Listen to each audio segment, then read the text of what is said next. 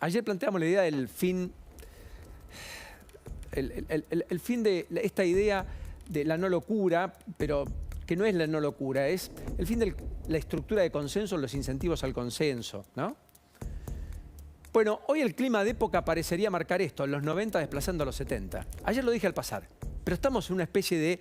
Parecería que adelantamos 20 años la discusión, que ya no añoramos los 70, que ya no hablamos con terminología de los 70, que ya no idealizamos los 70, sino que empezamos a hablar con terminología de los 90 y a idealizar incluso aspectos vinculados justamente a los 90.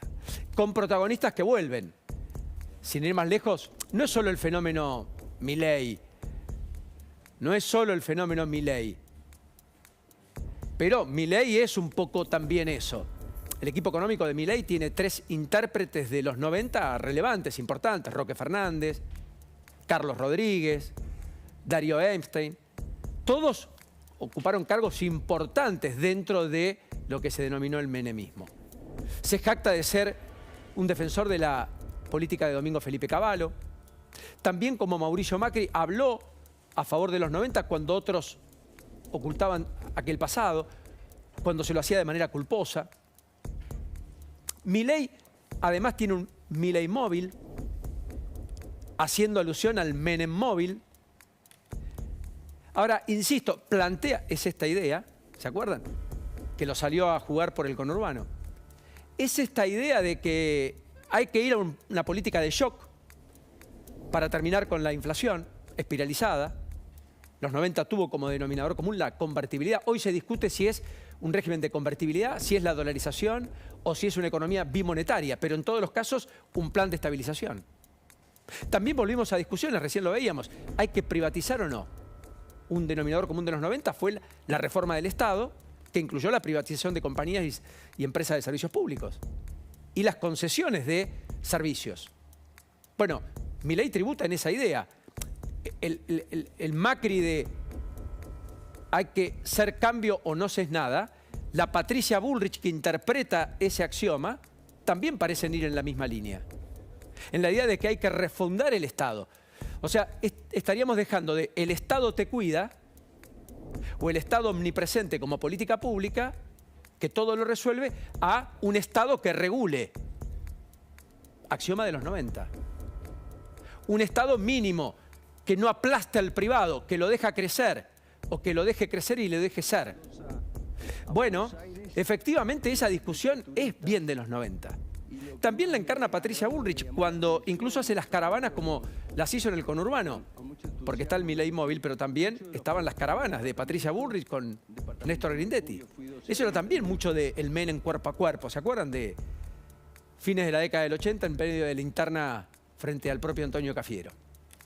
Pero si ustedes me permiten, también en algún punto es el Massa que está en Washington hoy, que abraza el consenso de Washington casi de estos tiempos, naturalmente, que va al auxilio de los organismos multilaterales, que establece un alineamiento estratégico inclusive con los Estados Unidos.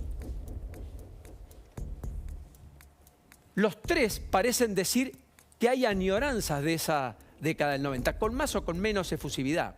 Algunos de manera muy explícita, otros un poco más recortada. El Massa que probablemente veamos en campaña, después del que vimos hasta el 13 de agosto que no le dio resultados, sea un Massa más escindido de la lógica camporista, que además tampoco le tributó, a la postre resultó siendo un fracaso.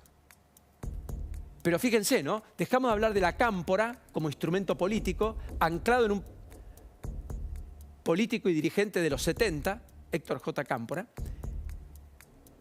y pasamos a hablar de los 90 como emblema.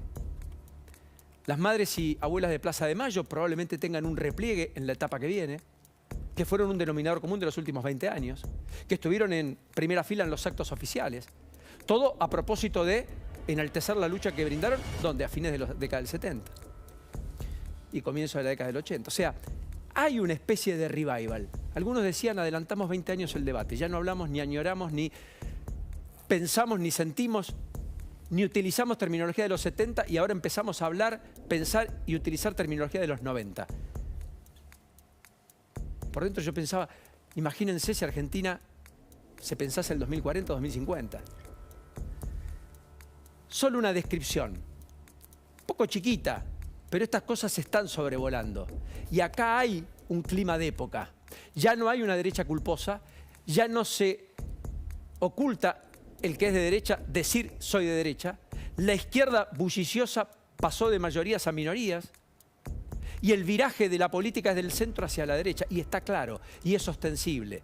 Y las encuestas lo marcan, y efectivamente en las elecciones así lo establecieron en buena parte de la geografía argentina. Lo que no quiere decir que sean parámetros que nosotros podamos, a través de los cuales podamos entender la realidad, porque esa realidad cambiante, como el corsi recorsi borgiano de la historia, siempre la historia se repite, pero nunca de la misma manera. Solo tiene eslabones.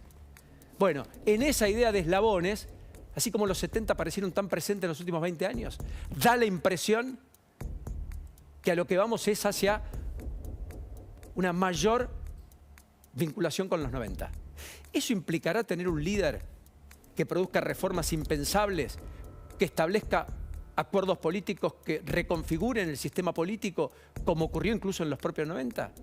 Bueno, son los enigmas, los misterios que hay que resolver, que hay que develar. Solo el capítulo electoral del 22 de octubre y eventualmente el de noviembre lo empezarán a despejar. En el medio, una transición larga, de largas 9 semanas, hasta un estadio de resolución que todo el mundo espera, necesita, requiere, para destrabar la política, pero también la economía, y que por ahora parece mucho más lejos de lo que algunos decían.